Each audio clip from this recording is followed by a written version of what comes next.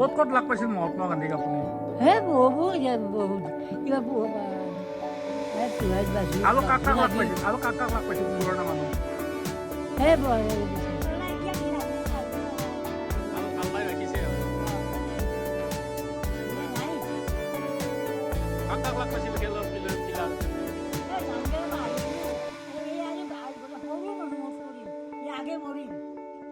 হয় মই বৰ্তমান উপস্থিত আছো বাক্সা জিলাৰ যি বৰমা নিকটৱৰ্তী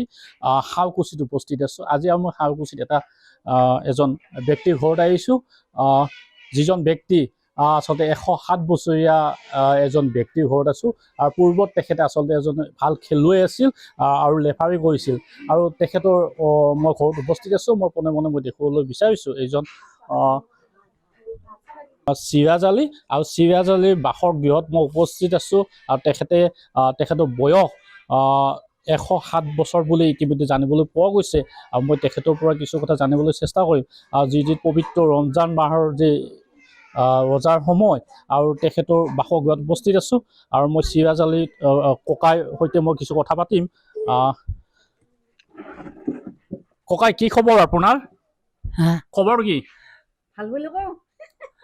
কি খবৰ মোৰ নাম চিৰাজ আপোনাৰ নাম কি নাম চিৰাজ আলী কি খবৰ এই হাজে হ'ল 100 বয়স আপোনাৰ 107 বছৰ হয় কেনেকুৱা আছে আপুনি এতিয়া বৰ্তমান এতিয়া এয়া বাৰু কথা ক'লে ভালকে ক'ব নোৱাৰো বন্ধু হয় মাজে মাজে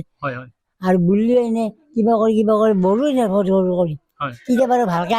আহে কেতিয়াবা নাহে আচ্ছা বাকী আপোনাৰ 107 বছৰত আপুনি খোজকাঢ়ি আছে চকুদিও দেখা পায় এনে বোলো এনকি এনে বোলো আৰু কেতিয়াবা কাৰণে কল কৰি পাৰ হৈ যায় পাৰেও নাও গেলে ভালকে নাহে ভাল নাও আপুনি একেলৰ আপোনাৰ সতীৰ্থসকলক ক'ত পাইছে আপুনি জানিব পৰা মতে মহাত্মা গান্ধীকো লাগ পাইছিল আপুনি ক'ত পাইছিল আপুনি এই মানুহ যায় এতিয়া যে আৰু সুৰাদি বৰমাত কিবা নাও হৈছিলে ভাল বাবুৰ এই যত জিকে নহয় মহাত্মা গান্ধী ক'ত লাগ পাইছিল মাৰা গেছি আপুনি মহাত্মা গান্ধী ক'ত লাগ পাইছিল এতিয়া বৰমাত লাগাৰ পাইছো মহাত্মা গান্ধী ডাঙৰ মানুহ বিলাক আছে পাইছে সেইবিলাক নাই মানুহ গোপীনাথ বৰদলৈক লাগ পাইছিল গোপীনাথ বৰদলৈক লাগ পাইছিল সেইবিলাক দেখিলে মনত নাথাকে কিন্তু সেইবিলাক মানুহ নাই এতিয়া নাই বৰমাত ভিতৰত নতুন মোৰ বয়সৰ মানুহৰ এক পৰাণীও নাই এই জিতেন বুলি কয় সেইটো সেই একে বয়সৰ মানুহ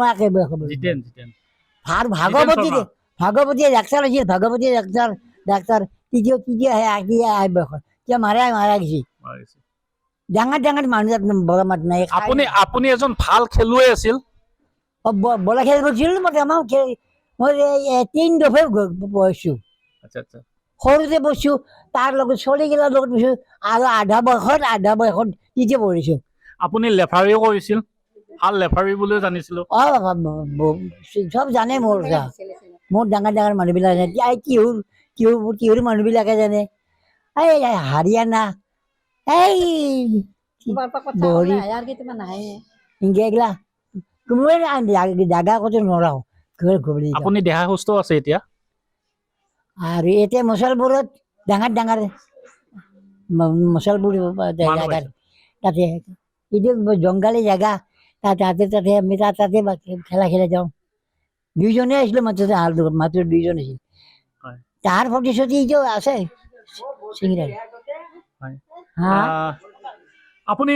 চৰকাৰৰ ফালৰ পৰা যিখিনি সুবিধা পাব লাগে আপুনি পাইছেনে কি কৈছে চৰকাৰৰ কি পাইছে অকল ভোটটো পাইছে বেলেগ একো পোৱা নাই এতিয়া ঘূৰি ফুৰে বেকাৰ মাতিছে নোহোৱা কৰিছো খালি আপোনাৰ ল'ৰা ছোৱালী কেইজন এতিয়া 5জন আপুনি বৃদ্ধ পেঞ্চন পাইছেনে পাইছে পেঞ্চনটো পাইছে পেঞ্চন পাইছে পেঞ্চন পাইছে এই কিহত নিছিল দিছিল সেই পইচা দিছিল পেঞ্চন দিয়ে পইচা নাপায় 3 মাহ মানৰ পইচা নাই এতিয়া বাকী আপোনাৰ কেনেকুৱা আগৰ কথাবিলাক মনত পৰে নে আপোনাৰ মানুহকেইটা মনত পৰে নাহে পাহৰি যায়, পাহৰি নাহে কেতিয়াবা নাহে এইজনে হ'ল খেলা খেলছে তেগলাত এইজনে হ'ল চিৰাজ আলী আৰু তেখেতৰ বয়স 107 বছৰ বুলি ইতিমধ্যে জানিবলৈ পোৱা গৈছে আৰু মই তেখেতৰ পত্নীৰ ওচৰলৈ আহিছোঁ বাইদেউ আপুনি কি ক'ব আচলতে মই নকওঁ কি ক'ম ছাৰ কেনেকুৱা তেখেতৰ বয়স 107 বছৰ 107 বছৰ হৈছে আগততো মাৰা গেল না মই পিছতহে আনিছোঁ দুজনী আছে। মই দুজনী আছিল হয়। এতিয়া মই পিছত সৰু আৰু ল'ৰা ছোৱালী ল'ৰা 5জন আগতটোৰ ফালে 3জন আৰু মোৰটোৰ ফালে আগতটোৰ ফালে 2জন মোৰটোৰ ফালে 3জন হয়।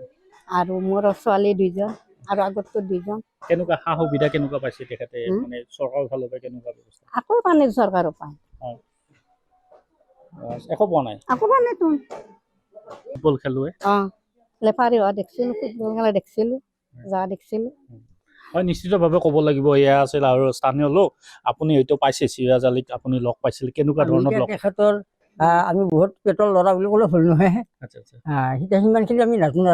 বল খেলাটো দেখিছা বল খেলিব গৈছিল দেখিছা বল খেলিছিল ৰেফাৰী কৰিছিল হয়। এনেকৈ অলপ মাছো মাৰিছিল ডেকা কালত হয় যুৱতী কালত সেইবিলাক আমাৰ লক্ষ্যত পৰে আৰু সেইখিনি কথা কেনেকুৱা অনুভৱ হয় 107 বছৰত আজিও দেখি চকুই দিয়ে দেখি নহয় তেখেতৰ বয়সটো হয়তো হৈছে সেইটো বয়স হৈছে আগতে ডেকা কালত জোৱান কালত চেঙেৰা কালত বল খেলিছিল ৰেফাৰী এখন কৰিছিল খেলা ধূলা কৰিছিল আৰু এনেকৈ মাছো মাৰিছিল সেইখিনি আমাৰ দেখা মনত পৰে আৰু সেইখিনি কথা হয় নিশ্চিতভাৱে ক'ব লাগিব এয়া আছে চিৰাজ আলী বাসগৃহত